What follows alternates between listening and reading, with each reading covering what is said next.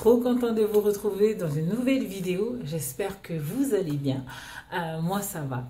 Je tiens à remercier toutes les nouvelles personnes qui se sont abonnées à ma chaîne. Bon, on n'est pas beaucoup, mais je suis super contente. Donc, je vous fais de gros bisous et je vous remercie encore. Alors, hier, lorsque j'ai ouvert Facebook,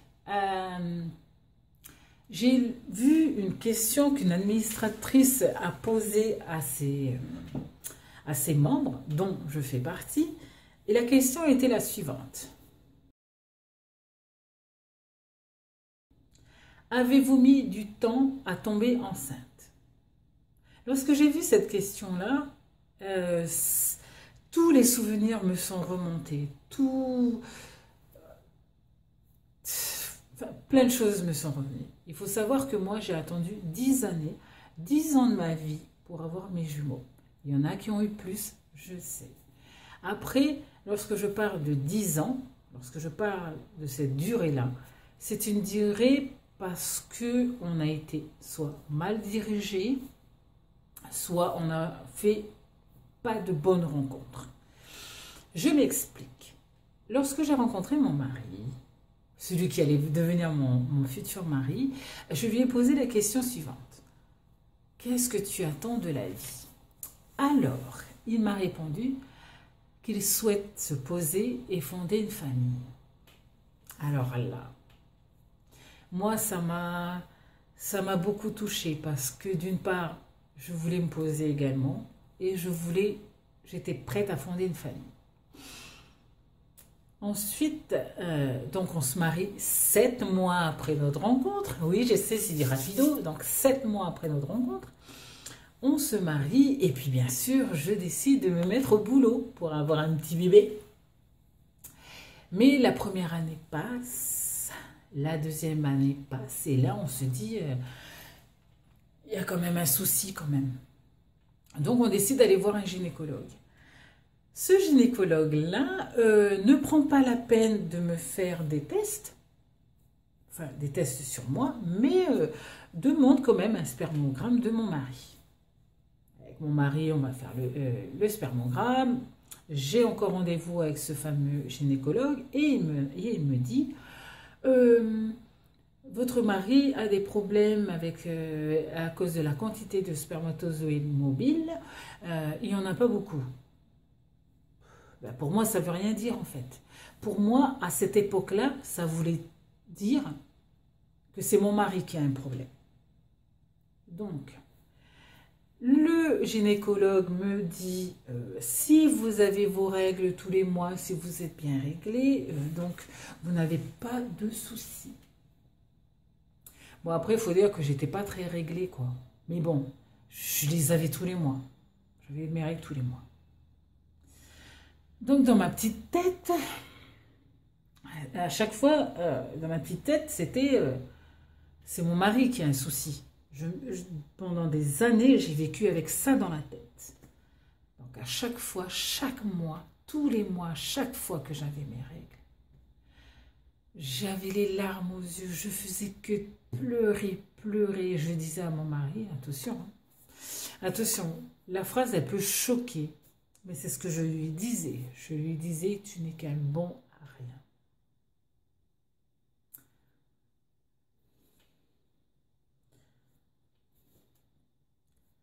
Je disais à mon mari que c'était un bon à rien,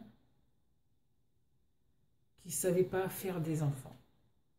Je remettais la faute sur lui. C'est dur quand même hein, de s'entendre dire ça. Et j'ai un mari en or, un mari qui malgré tout, malgré toute cette méchanceté que je lui crachais dessus tous les mois, il est toujours resté.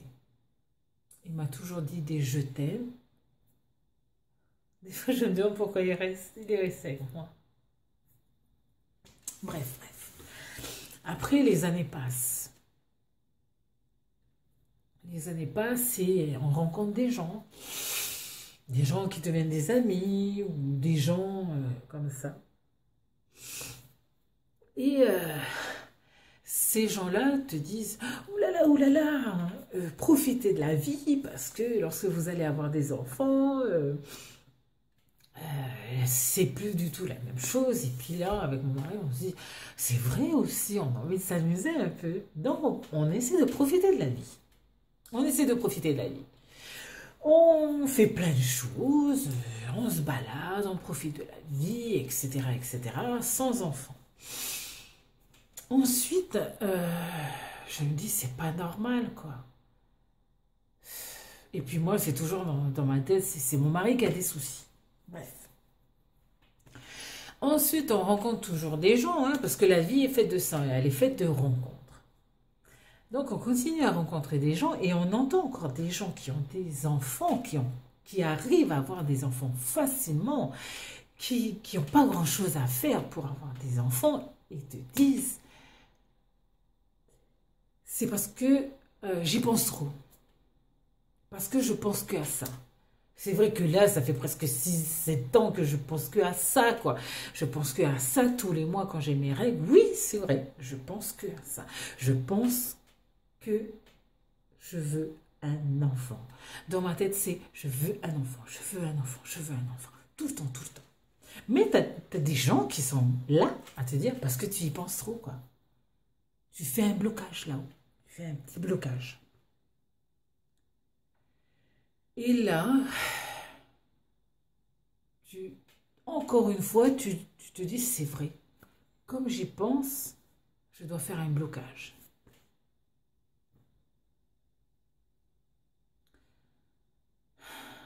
Et puis à un moment donné, je dis à mon mari, c'est pas possible, quoi. Je vais aller revoir un autre gynéco. Je vais aller voir un gynéco.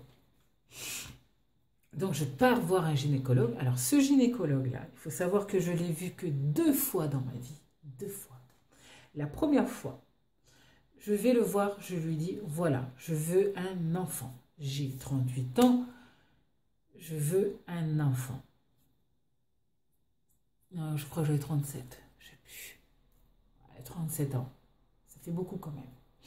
Et je lui dis, je veux un enfant. Et là, il me fait, d'accord, madame, parce qu'il avait un accent un peu qui fait un peu russe et tout ça. Donc, il me fait mon ordonnance, vous allez faire tel examen, telle radio, tel machin. Il me fait la liste. Et bon, moi, je vais faire tout ça. Et je repars voir ce gynécologue pour qu'il me donne, pour qu'il me traduise. Parce que franchement, quand tu vois que des chiffres sur des résultats, on ne comprend rien, quoi. Si tu vas voir sur Internet, tu as la pire maladie du monde, hein, lorsque tu regardes un seul résultat. Bref, je repars voir ce gynécologue-là et il lit.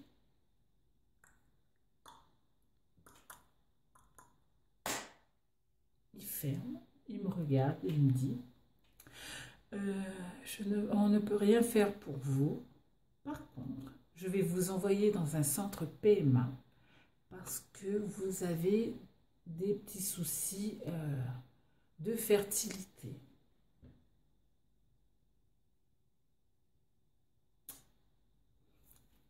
Schling.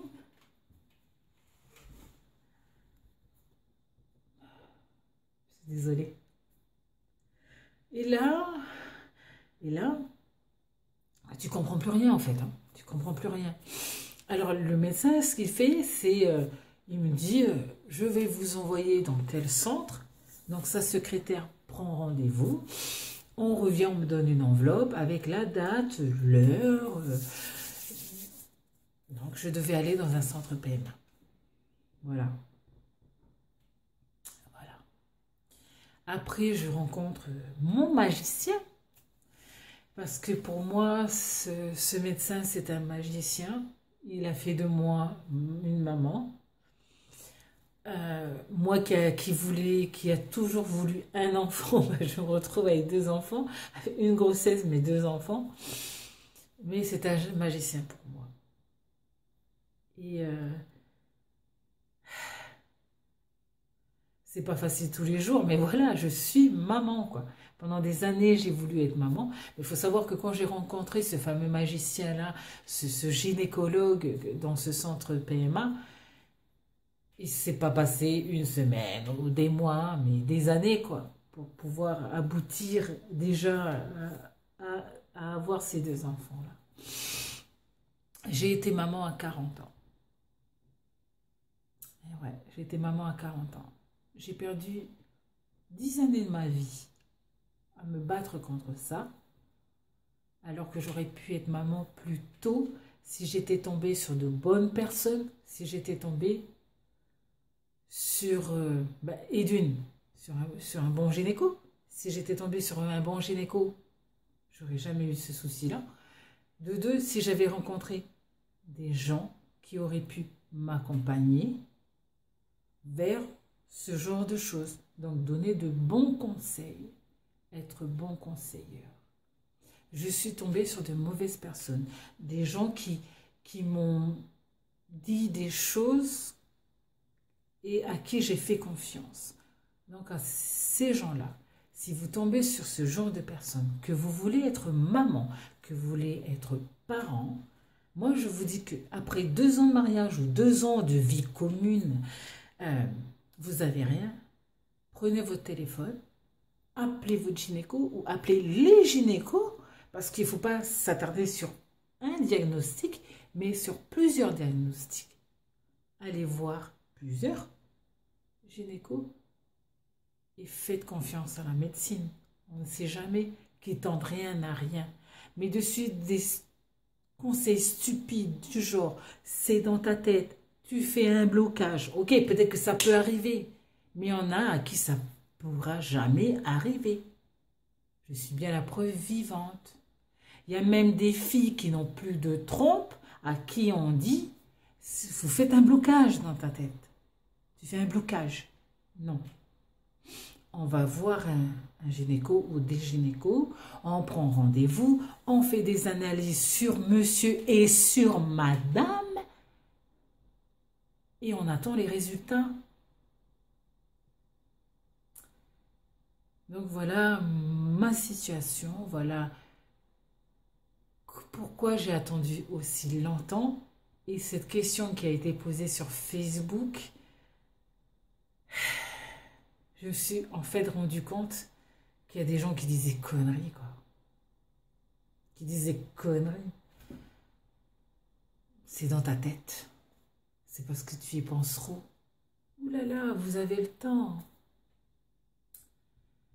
Et voilà, les gens qui croient être de bons conseils, alors que eux, ils ont eu que les jambes à écarter et 15 jours après, schling, c'est positif. Donc voilà, voilà.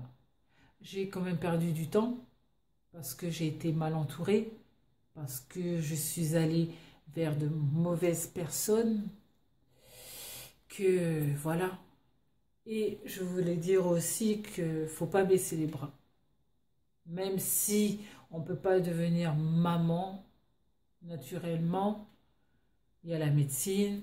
Et même si la médecine ne peut rien, il y a l'adoption. Donc moi, je ne vais pas m'étaler sur ce sujet-là, parce que je ne m'y connais pas trop, à part la fécondation in vitro, c'est tout. Mais voilà. J'espère que cette vidéo vous aura plu. J'espère aussi que je vais donner espoir à certaines filles, à certains couples. Donc, n'hésitez pas à vous abonner à ma chaîne, c'est gratuit. N'hésitez pas à partager cette vidéo, c'est gratuit aussi. Donc, je vous fais de gros bisous.